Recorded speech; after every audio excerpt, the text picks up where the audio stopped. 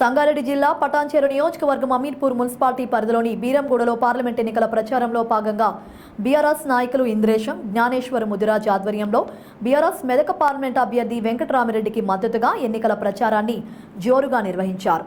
రాష్ట్ర సంక్షేమం బీఆర్ఎస్తోనే సాధ్యమవుతుందని, రానున్న ఎన్నికల్లో వెంకటరామిరెడ్డికి ఓటు వేసి గెలిపించాలని ప్రజలను అభ్యర్థించారు. వస్తున్నా ఒక 5 నిమిషాలు. కారు గుర్తుకే అరే కారు గుర్తుకే కారు గుర్తుకే కారు గుర్తుకే రండి రండి రండి రండి లేట్ అయిపోతుంది.